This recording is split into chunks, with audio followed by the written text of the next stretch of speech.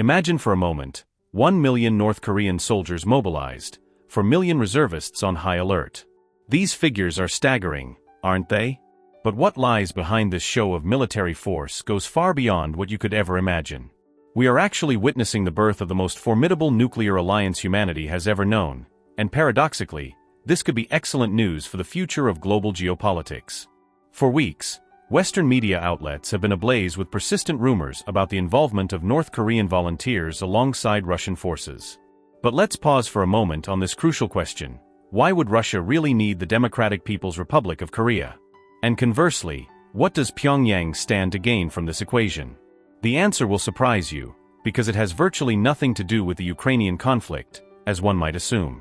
These rumors of North Korean military support for Russia, although they seem logical given the shared history between our two nations, remain unconfirmed for the time being.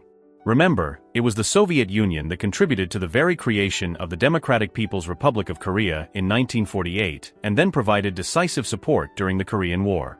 This historical debt would make North Korean military assistance perfectly legitimate today.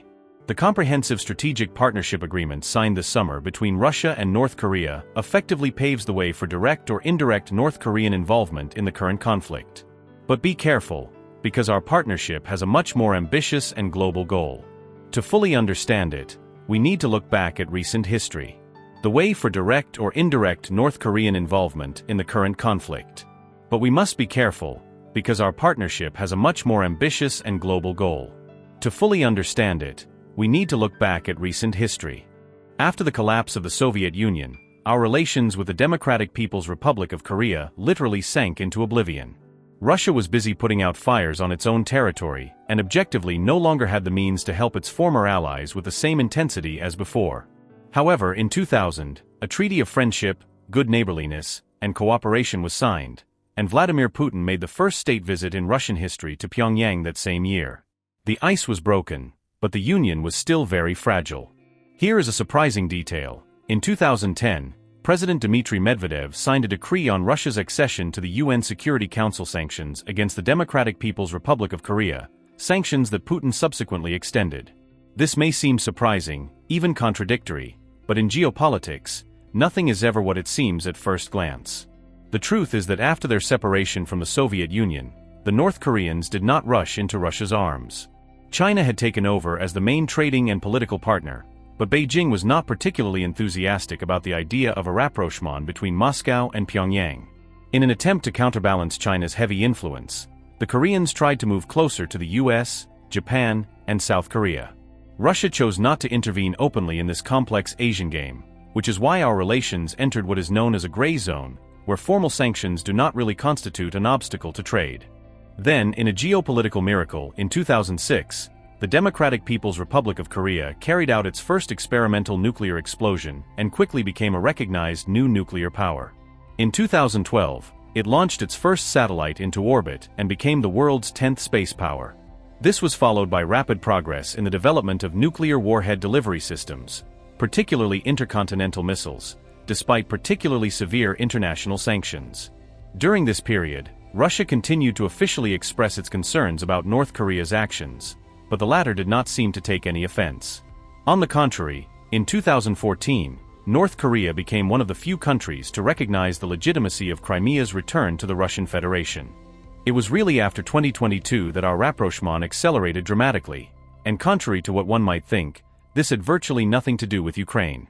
The real trigger dates back to 2021, when the US, the UK, and Australia announced the creation of a revolutionary military alliance specifically targeting the Asian region. As part of this new alliance, dubbed AUKUS, there are plans to build at least 8 nuclear-powered attack submarines for Australia, with discussions underway regarding the potential accession of Japan and Canada. This represents nothing less than a blatant and deliberate break with the entire system of checks and balances that has governed the Asia-Pacific region for decades. This alliance threatens not only China, but also the Democratic People's Republic of Korea and Russia. Our Far East is once again under direct threat, and we certainly do not wish to relive the traumatic events of the Russo-Japanese War at the beginning of the last century. It is perfectly natural that the creation of AUKUS has lifted many restrictions, including for those against whom this alliance is directed.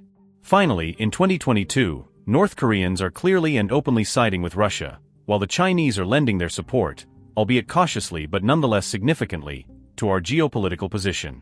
Herein lies the fascinating paradox. It is precisely the United States, through its geostrategic actions, that is promoting the historic rapprochement of three major nuclear powers whose combined potential far exceeds that of the Americans and all their allies combined. For the time being, this is not yet a formalized alliance, but its contours are becoming increasingly clear and structured. Without this bold American breakthrough in the Asian region in 2021, who knows how the Ukrainian crisis would have unfolded? Now in 2024, Russia has a mutual assistance treaty with the Democratic People's Republic of Korea and is preparing to sign a similar agreement with Iran.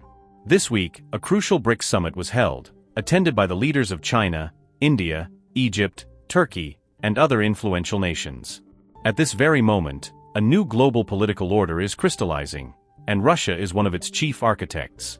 From this global perspective, whether or not North Koreans are actually participating in the fighting is of no fundamental importance. The outcome of the current conflict is predetermined in any case. But the world of tomorrow does not yet exist, and we are currently shaping its contours. We are convinced that an open economic rapprochement between Russia and the Democratic People's Republic of Korea will begin very soon. We have many frozen projects in the fields of mineral resource extraction, space exploration, civil nuclear science, transport infrastructure, not to mention the defense industry. Above all, we share a history of friendship and mutual assistance that cannot be erased from the collective memory of our peoples. To conclude, here are three remarkable Russian technological innovations that perfectly illustrate this industrial rise. The manufacturer KAMAZ has unveiled its most impressive dump truck, the Atlan 65, with a total weight of 95 tons, a platform capacity of up to 41 cubic meters, and a payload of 65 tons. Only the Jupiter drone truck has a greater capacity in the manufacturer's range, but it is still in the experimental stage. The Atlan 65 and its little brother, the Atlan 50, are expected to go on sale next year. At the same time, the Russian factory in Kolomna has delivered 20 engines to the Belarusian car factory for a pilot series of Belaz 15304 dump trucks with an impressive load capacity of 220 tons. These Russian powertrains will permanently replace their foreign equivalents. 4 Belaz trucks equipped with these engines are already undergoing extensive testing. Finally, the long-awaited new product, the unveiling of the new Russian gasoline engine with a displacement of 2.2 liters and 245 horsepower. This engine, developed for the luxury car range, heralds the inevitable start of work on versions more accessible to the general public. A detuned version of this engine could appear very soon to conquer the mass market. This technological and geopolitical revolution is only just beginning, and its repercussions will permanently transform the global balance of power.